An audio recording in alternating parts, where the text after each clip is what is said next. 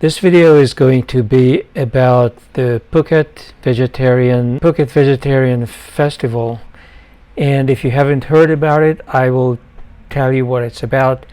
I am currently in Phuket and looking to leave by the end of next week, which is going to be the end of the month of September, and I will have more to say about the stay. And as usual, this video will contain all the links that you see in the video, so you can investigate for yourself. So I would like to start out by saying that in the 2 decades I have been coming to the country, and not always, but here and there to Phuket as well, I always wanted to see the parade. Here is one image from it.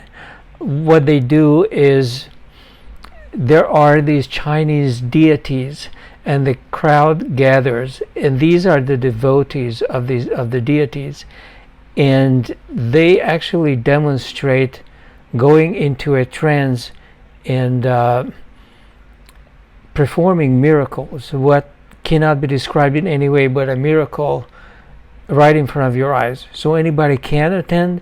You are advised to maintain a very moral and restrictive lifestyle so long that you are attending the events. And all of these devotees are people, typically men, sometimes women, who refrain from any kind of sexual act, even within marriage. They refrain from eating meat. And this is not so much a vegetarian but a vegan parade, because even animal products such as eggs are forbidden. They are forbidden to the people who are practicing this religion. And I don't know what it is. It's not Buddhism, but it's some kind of a Chinese trend, and it goes back hundreds of years. In any case, the attendees also are not supposed to eat anything of animal origin. You're not supposed to be immoral in any way, unfair, stealing, ripping people off, and so on, and you're not supposed to be sexual. So to show you some of the other pictures, some of this stuff is pretty grisly, but the thing is, when they are done with it, they pull out these sharp objects and the wound heals right there and then.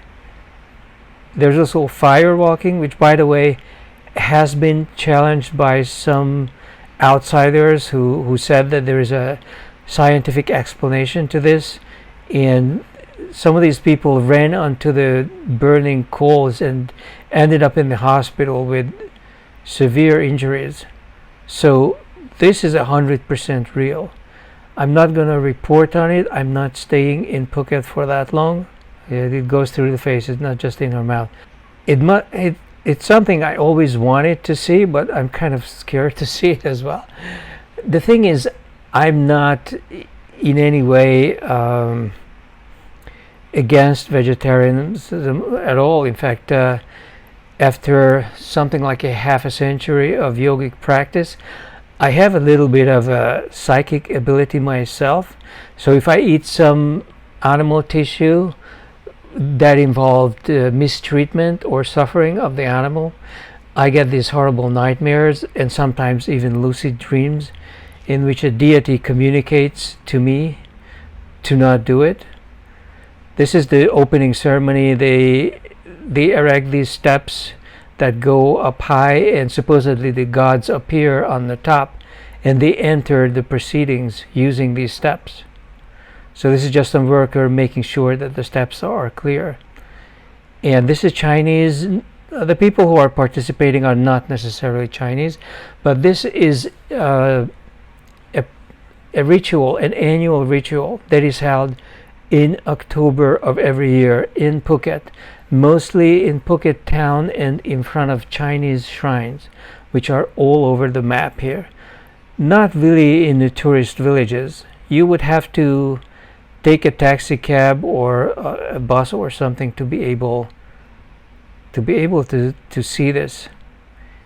And this proceeding, not the religion itself, but the proceeding began some time ago, like generations ago, when Chinese miners contracted some incurable disease, something like worse than COVID, and they ended up going all vegan and denying some other pleasures like dessert, I believe, for a while, and all of their problems went away.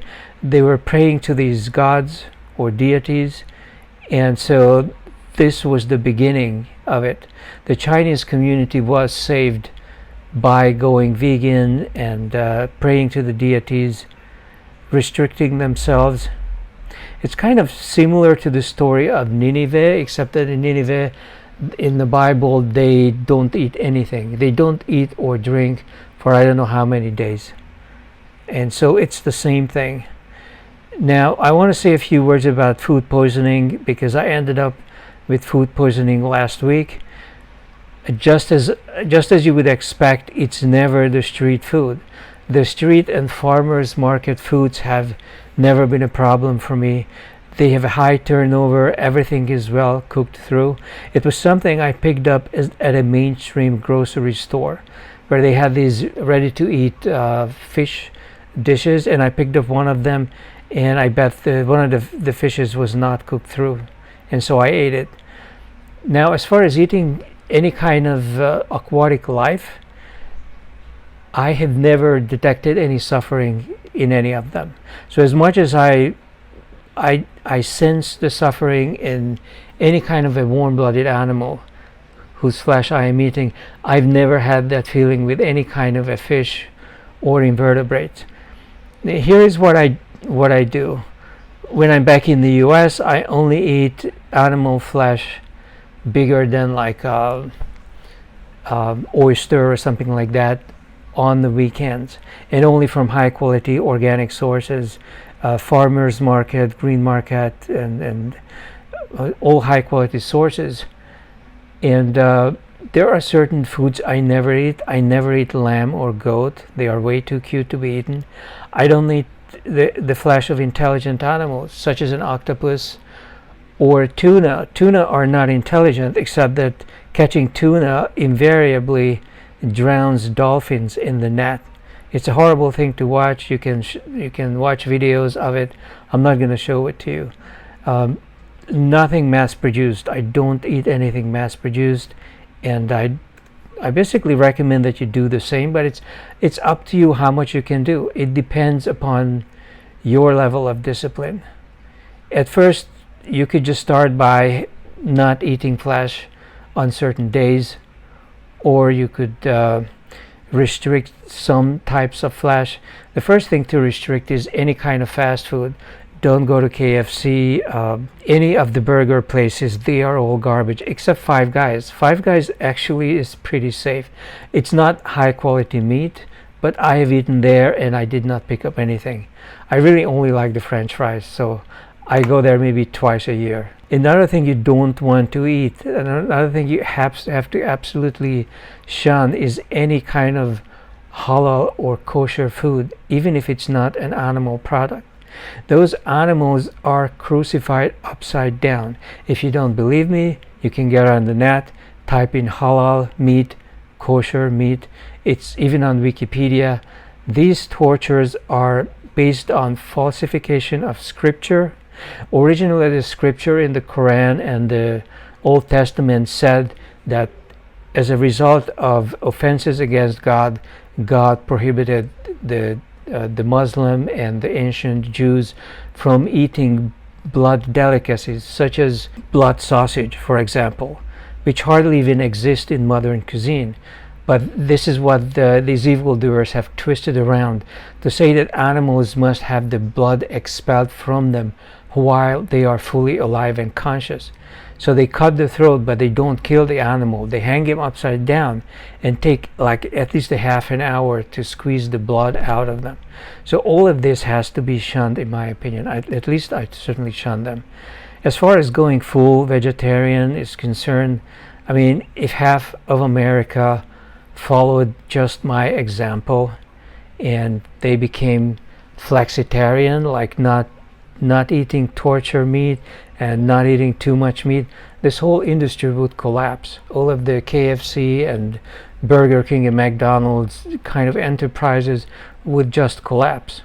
So I think it's quite academic to talk about going all vegan, not eating any meat at all. I don't think it's necessary at this level of development.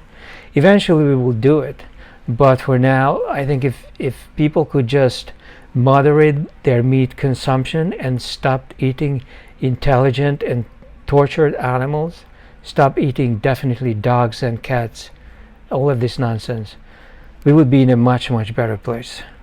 This is it for the current video, kind of an unusual one. I am feeling better after 10 days after the food poisoning, but I'm definitely going to be very watchful as to what I put in my mouth going forward. I'll be back.